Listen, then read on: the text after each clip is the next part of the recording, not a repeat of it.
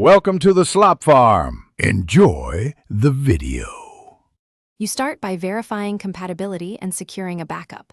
Make sure your watch model supports WatchOS 26 and your iPhone runs the matching iOS.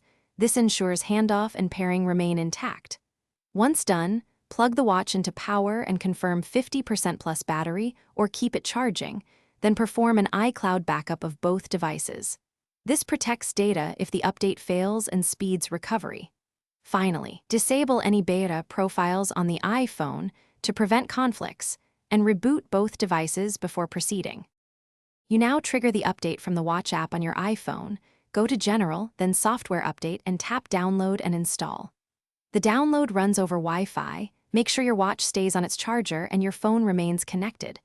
If the installer flags low storage, remove large apps or playlists temporarily to free space, then retry. During installation, you might see a progress wheel on the watch. Don't force restart. Let it complete. If prompted, enter your passcode to finish setup.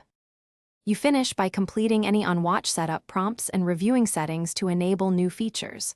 Once the update completes, verify health notifications and third-party apps function normally. Reauthorize apps if requested. If the update fails, first restart both devices, reconnect to charger and Wi-Fi, then retry the installation.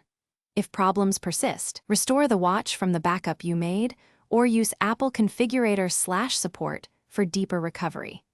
Keep error messages and logs handy when contacting Apple support to